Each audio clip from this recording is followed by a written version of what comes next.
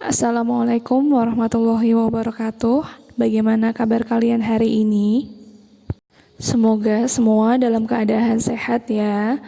Nah, hari ini kita akan melanjutkan pembelajaran kita tema 1, subtema 3, pembelajaran 4.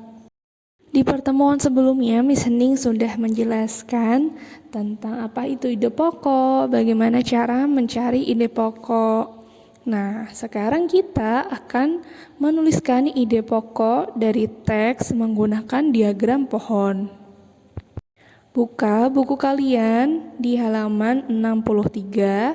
Di situ terdapat teks yang berjudul Permainan Boy-boyan.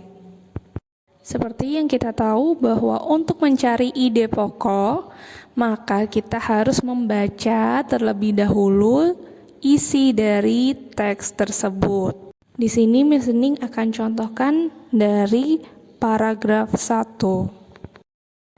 Kita baca bersama-sama. Permainan boy-boyan.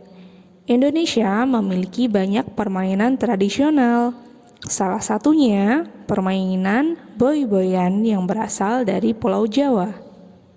Permainan ini biasanya dimainkan anak-anak pada sore hari. Permainan boy-boyan merupakan permainan berkelompok. Cara memainkan permainan ini hampir sama dengan permainan bola gelinding. Nah, sampai di sini apakah kalian sudah bisa menentukan yang mana ide pokok dan yang manakah kalimat penjelas? Untuk paragraf 1 ini, ide pokoknya adalah Indonesia memiliki banyak permainan tradisional, salah satunya permainan boboyan yang berasal dari Pulau Jawa. Sedangkan kalimat selanjutnya merupakan kalimat penjelas atau kalimat pengembang. Jika sudah, maka kita tulis di kolom ini yang pertama judul teksnya. Kita tulis judul teksnya seperti ini, permainan boy-boyan. Kemudian ide pokok yang sudah kita cari tadi, yang sudah ketemu, kita tulis di dalam kolom ide pokok paragraf 1. Jangan sampai tertukar ya. Ide pokok paragraf 1 seperti ini. Untuk paragraf 2, paragraf 3, dan paragraf 4 silahkan kalian cari dan tulis sendiri di kolom tersebut. Sekarang kita akan mempelajari pengaruh kondisi geografis Indonesia sebagai negara maritim terhadap budaya masyarakat. Apakah kalian masih ingat apa itu negara maritim? Iya, negara maritim adalah negara yang memiliki wilayah perairan yang sangat luas. Karena wilayah perairan yang sangat luas ini, maka menyebabkan Indonesia terdiri dari beribu-ribu pulau, yaitu ada 13.000 yang tersebar dari Sabang sampai Merauke.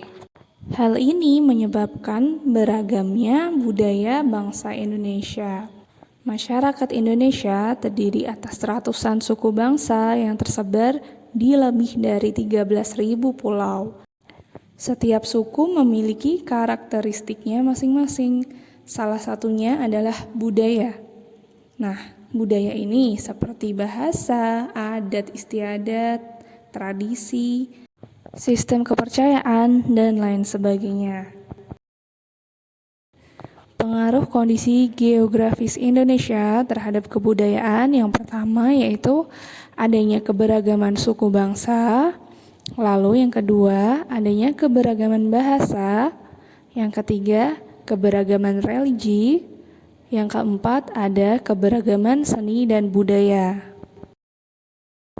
Adapun contoh dari keberagaman suku, coba perhatikan gambar berikut, yaitu ada suku Gayo, suku Baduy, suku Ambon, dan lain sebagainya. Untuk lebih jelas, perhatikan tabel berikut ini adalah contoh-contoh dari suku bangsa yang ada di Indonesia.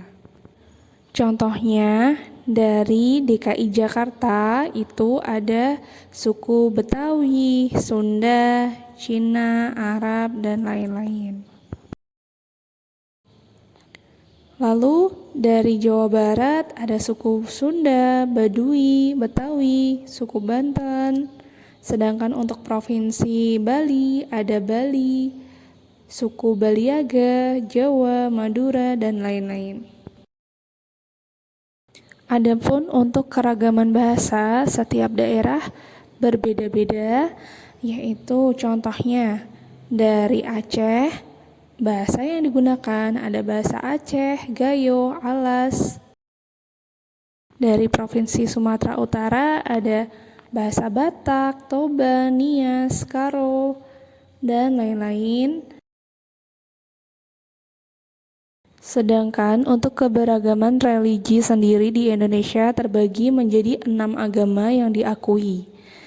Nah, berikut adalah contoh agama dan tempat ibadahnya. Yang pertama adalah agama Islam, tempat ibadahnya adalah masjid. Lalu ada agama Kristen Protestan, tempat ibadahnya adalah gereja. Lalu ada agama Hindu dengan tempat ibadah pura.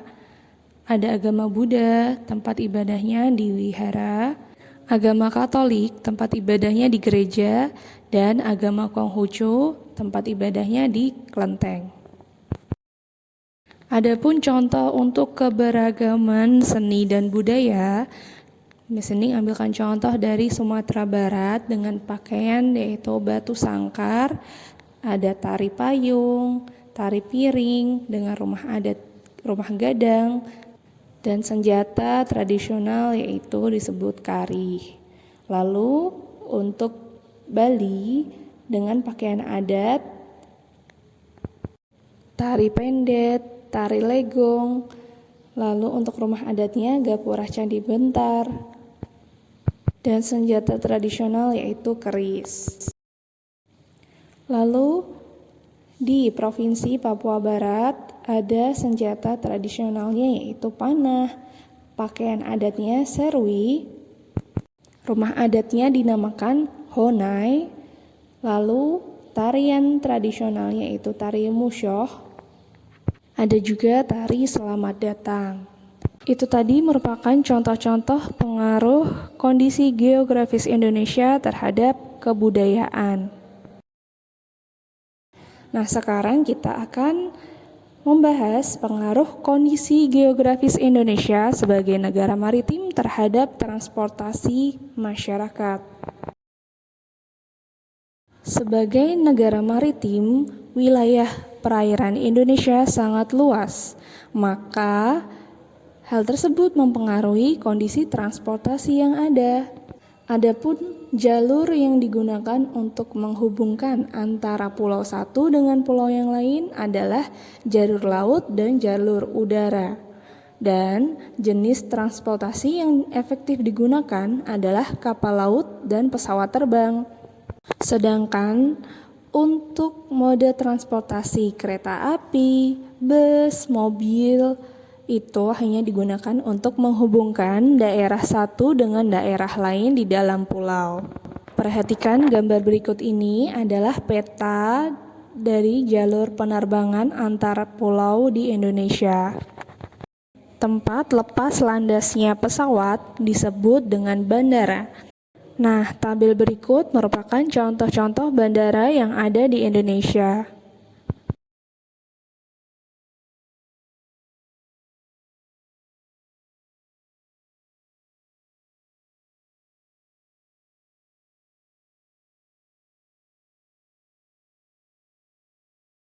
Perhatikan peta berikut merupakan peta jalur pelayaran antar pulau.